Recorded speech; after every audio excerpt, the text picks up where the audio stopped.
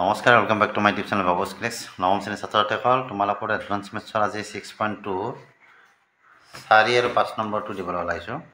ভিডিঅ'টো সম্পূৰ্ণকৈ মনোযোগেৰে চাবা। তো অহা আজি ভিডিঅ'টো আমি আৰম্ভ কৰোঁ।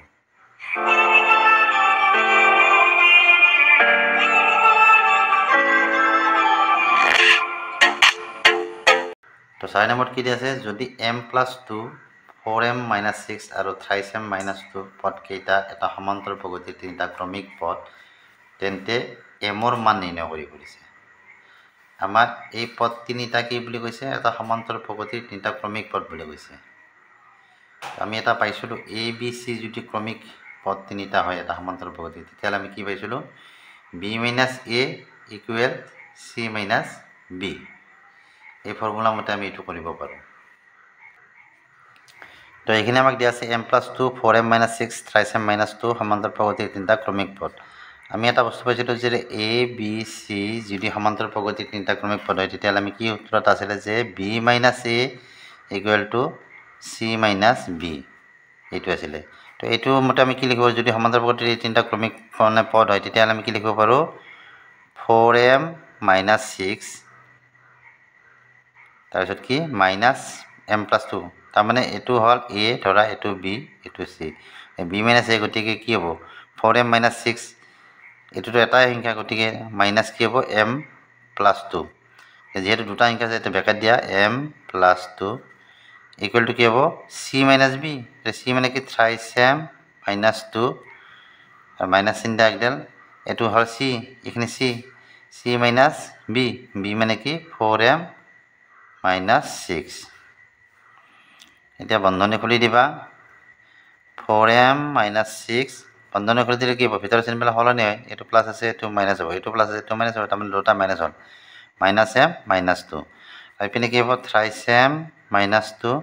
ইয়াৰ বন্ধনী খুলি দিলে এইটো প্লাছ আছিল এইটো কি হ'ব মাইনাছ হ'ব, এইটো মাইনাছ আছে এইটো কি হ'ব প্লাছ হ'ব। তাৰপিছত m ইয়াত কেইটা আছে, 4টা m আছে, ইয়াত এটা m, তাৰমানে এইটো মাইনাছত আছে, গতিকে এটা 4টাৰ পৰা এটা গ'লে কি থাকিব 3টা 3m, আৰু এই দুটা মাইনাছত যোগ কৰিলে কি হ'ব 8 হ'ব, চিনটো মাইনাছ হ'ব। দুটা সংখ্যা যেতিয়া মাইনাছত থাকে সেই সংখ্যাটো আমি যোগ কৰোঁ, কিন্তু চিনটো কি হয় বিয়োগ হয়। এইপিনে কি আছে, 4টা m মাইনাছত আছে আৰু 3টা m প্লাছত আছে, গতিকে এইটোৰ পৰা এইটো বিয়োগ কৰিলে কি হ'ব, এটা m মাইনাছত থাকিব, আৰু এইটো এটা প্লাছত আছে 6 আৰু এটা মাইনাছত আছে 2, 6টাৰ পৰা দুটা গ'লে কি থাকিব, যিহেতু এটা সংখ্যা মাইনাছত প্লাছত এটা সংখ্যা মাইনাছত আছে, গতিকে আমি কি ডাঙৰটোৰ পৰা সৰুটো বিয়োগ কৰিব লাগিব। 6টাৰ পৰা দুটা গ'লে কি থাকে 4 থাকে, গতিকে ইয়াত কি লিখিম +4, কিয় +4, ডাঙৰ সংখ্যাটোৰ আগত প্লাছ চিন আছে। এতিয়া আমাক যিহেতু এমৰ মান লাগে, গতিকে এই এমটো আমি বাওঁ পিনে লৈ আহিম, এইপিনে মাইনাছ আছিলে এইপিনে হাল হ'লে প্লাছ হ'ব, +m, এইটো সৌপিনে গ'লে কি হ'ব মাইনাছৰ পৰা প্লাছ হ'ব, 4 + 8, এই দুটা যিহেতু প্লাছ হ'ল, গতিকে আমি কি লিখিব পাৰোঁ 4m, আৰু 8 4 কি হ'ব এইটো 12, এমটো ইপিনে ৰাখা, 4টো সৌপিনে পঠাই দিয়া, এইফালে পূৰণ হৈছিল সৌপিনে যাৰ লগে কি হ'ব হৰণ হ'ব, 4ৰে 12 কেইবাৰ যাব 3বাৰ, তো এমৰ মান আমি কি পালোঁ 3 পালোঁ।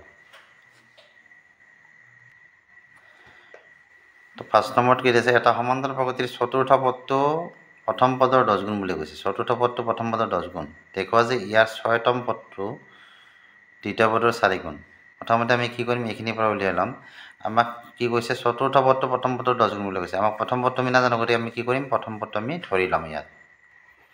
ধৰি লৈছোঁ প্ৰথম পদটো হ'ল এ, সাধাৰণ অন্তৰ আমাৰ কি হ'ব সাধাৰণ অন্তৰ ডি। আমাক কি কৈছে যে প্ৰথম পদটো চতুৰ্থ পদটোৰ দুগুণ, অৰ্থাৎ প্ৰশ্নমতে আমাক কি দিয়া আছে, প্ৰশ্নমতে প্ৰথম পদ আমাৰ কি আছিলে, চতুৰ্থ পদটো আমাক কি কৈছে প্ৰথম পদটোৰ 10 গুণ হয়, প্ৰথম পদ হ'ল আমাৰ এ, গতিকে প্ৰশ্নমতে T4 মানে কি আমাৰ চতুৰ্থ পদ, অৰ্থাৎ T4টো আমাৰ কি হ'ব প্ৰথম পদৰ 10 গুণ, প্ৰথম পদৰ 10 গুণ হ'লে কি হ'ব 10a হ'ব। এতিয়া T4, এই T4 অৰ্থাৎ পদ উলিওৱা সংখ্যাটো মানে সূত্ৰটো আমাৰ কি আছিলে a + n - 1 হোল d, হয়নে? এতিয়া আমি সেইটো লিখিম ইয়াত a + n - 1 into d equal কি 10a। এতিয়া a প্লাছ n মানে কি 4 চতুৰ্থ পদটো 4 minus 1 d equal to 10a এ আমাক কি লাগে ইয়াৰ পৰা আমি কি ডিটো উলিয়াই ল'ম গতিকে ইয়াত কি হ'ব এটো আমি সপিনে পঠাই দিম 4 পৰা এটা গ'লে কি থাকিব ইয়াত 3টা থাকিব থ্ৰাইছ ডি আৰু এটো সপিনে গ'লে কি হ'ব 10 ইফালে আছিল কি প্লাছৰ আছিল সপিনে গ'লে কি হ'ব মাইনাছ হ'ব গতিকে 10a মাইনাছ a বা থ্ৰাইছ ডি ইকুৱেল টু কি হ'ব 10টা ইয়াৰ পৰা এটা গ'লে কি থাকিব 9টা 3টো সপিনে লৈ যা ইপিনে পূৰণ আছিল সপিনে গ'লে কি হ'ব হৰণ হ'ব 3d 9 কেইবাৰ যাব 3 বাৰ হয়নে কি থাকিল থ্ৰাইছে তাৰমানে আমি ডিৰ মান কি পালো থ্ৰাইছে আমাক এইখিনি কি কৈছে আমি ডিৰ মানটো পালো আমাক কৈছে কি যে সমান্তৰ প্ৰগতিতৰ পথ তাৰপিছত দিছে যে দেখুৱা যে ইয়াৰ 6তম পদটো দ্বিতীয় পদৰ 4 গুণ এটা 6তম পদটো উলিয়াবলৈ আমি প্ৰথমতে কি কৰিম আমি ইয়াৰ দ্বিতীয় পদটো উলিয়াম দ্বিতীয় পদৰ 4 গুণ বুলি কৈছে তো গতিকে দ্বিতীয় পদটো আমি উলিয়াই ল'ম প্ৰথমতে দ্বিতীয় পদ মানে কি t2 ইকুৱেল টু আমাৰ কি হ'ব a প্লাছ d a মানে কি আমাৰ a মানে তো a প্ৰথম পদ আৰু d মানে আমি কি পালো থ্ৰাইছে 3টা a আৰু এটা যোগ কৰিলে আমি কি পাম 4a পাম তাৰমানে t2 আমি কি পালো 4a আৰু ইয়াত কি কোৱা হৈছিল আমাক যে এই দ্বিতীয় পদত 4 গুণ হৈছে আমাৰ কি ষষ্ঠ পদটো হয়নে নহয় আমি প্ৰমাণ কৰি যাম ষষ্ঠ পদ মানে আমাৰ কি লিখিব পাৰো আমি t6 সূত্ৰটো কি হ'ব t6ৰ a plus 6 minus 1 into d মানে কি d মানে আমি কি পাইছিলো থ্ৰাইছে ইনটু থ্ৰাইছে এতিয়া চাবা a প্লাছ 6 মাইনাছ 1 মানে কি 6 পৰা এটা 1 বিয়োগ 5টা গতিকে 5 ইনটু 3 কিমান হ'ব 5 3 গুণ 15 15a 15টা a আৰু এটা a যোগ কৰিলে কি হ'ব 16টা a তো ইয়াক আমি কি কৰিব পাৰো 16a আমি এনেকৈ লিখিব পাৰো নে 4 ইনটু 4a 4 4 গুণ 16 4 ইনটু 4a মানে কি আছিল আমি 4a মানে কি পাইছিলো t2 হয়নে নহয় 4a জায়গাত আমি কি লিখিব পাৰো t2 বুলি লিখিব পাৰো t2 তে এনে কোৱা হল 4 t2 তাৰ মানে কি হল দ্বিতীয় পদটো 4 গুণ হয়নে নহয় এটো